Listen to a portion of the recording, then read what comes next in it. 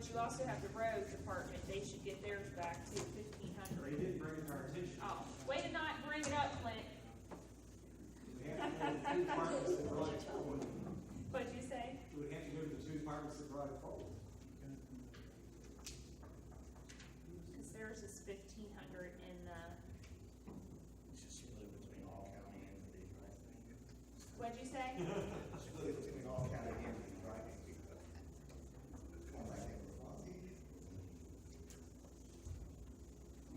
What about on the county dog warden area? You've got, it doesn't say PSW, but it's a $425 and it's $750. Just the same thing there, I think.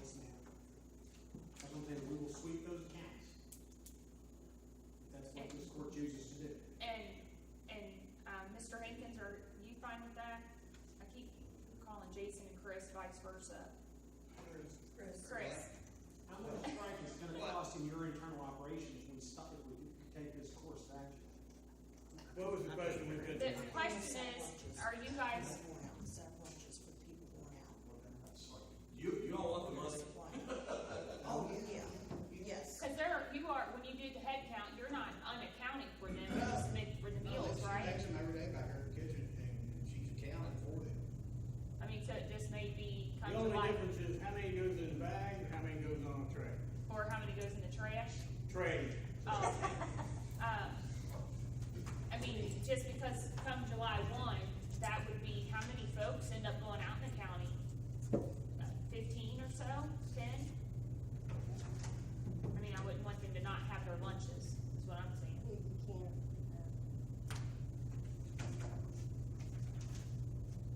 Where is that dog shelter at?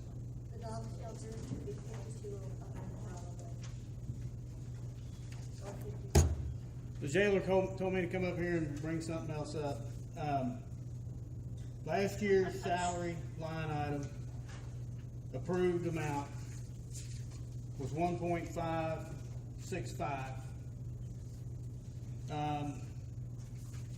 This year's what's proposed is 1.328. That is a cut of $236,340. With that being said, there's also tacked in there is an overtime line item of $50,000. That's in this year's, that was not in last year's.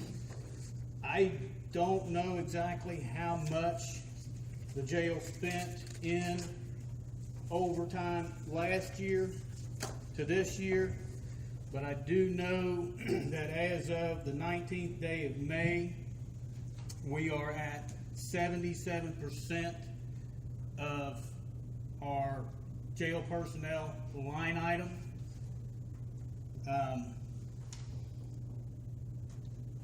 With that being said, with this kind of a cutback in the jail personnel line item, we will have to make cuts to personnel at the jail. Where those cuts will end up being made, I'm not sure. It just hit us. So I don't know where those cuts will be made, but they will be made. And with that, I don't know if we'll have the personnel to be sending the people out in the county to work. I don't know if we'll be having the personnel to run the SAP program, but something is going to have to give. He asked me to come up here and just let you know, in order to continue business as usual at that jail, we're going to need to come up with $236,340 for the jail personnel line item, which October the 12th of 2015, what was recommended by Mr. Kimmich on his pay schedule is only about $63,000 difference. So from October 12th of last year to today, so you're talking 6 months, what was recommended by Mr. Kimmich has been cut.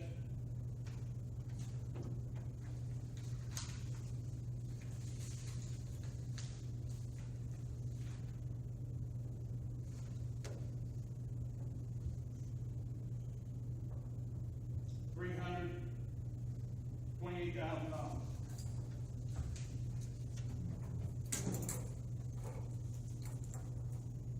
That's just in my head. I may be off on that number, but it's a big number.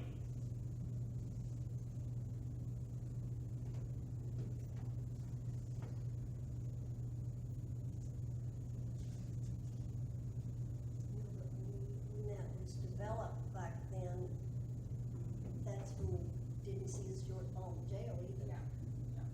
You know. And the projected revenue, I mean, it is, you know, as discussed, it's completely transparent that from a personnel standpoint, that line item, there needs to be, some revisiting as far as, you know, salary structure, your pay and rank, structure, and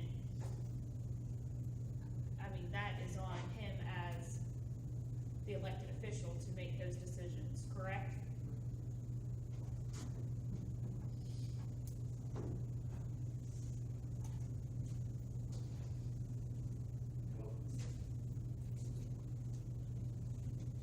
And I think the other thing to continue to keep in mind, as you look at the jail's budget this year versus last year, and especially on the projected revenue, that none of us even recognized until, you know, what, the winter months, December, January timing, that the budget was based upon, an unrealistic revenue projection, of which, you know, there was no sharpening of the pencil to really look at, is this accurate or not? And, you know, this has been a learning of, you know, a journey for us as we learn, you know, forecasting, because this is a forecasted budget, hence why, we wanted to look at history of how many state inmates we've even housed at that facility to even somewhat project an accurate, budget. Well, on average, the deputies that work a 12-hour day, starting pay, if I remember correctly, that's right at $30,000. We're talking somewhere between 240 and 300,000 difference from last year to this. So you're talking somewhere between 8 and 10 employee salaries. Well, and the other thing that I think the administration should heavily consider, looking at is the 12-hour, days, with the automatic built-in 4 hours overtime. Is that still, you know, the schedule that you should adhere to? And knowing the budget restraints that we have, is there something else? Because the other thing that we have to really look at, is the amount of overtime period, that folks are accumulating. Is it that you should be hiring additional full-time staff versus paying someone, and this isn't just your department, this is all departments. All departments is, looking at hiring additional part-time or full-time staff versus, you know, paying the amount of overtime, that some individuals, receive. Well, and with that being said, I know I can stand up here and honestly say, I have no idea how many applications that I have reviewed, that Lisa's reviewed, Chris has reviewed. I mean, we've had them coming in and out of the door so many times. I was in one room with, Miss C interviewing somebody, and Lisa and Chris were in another room interviewing somebody, and to find someone of the proper character for this position at $11 an hour is, it's burdensome to say the least.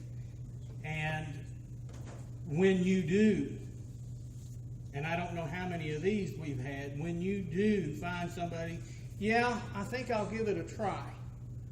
And you take them out and you give them a tour of the jail, and they get about halfway down the hall and somebody yells an obscenity or something at you. They get out the back door and don't call me, I'll call you.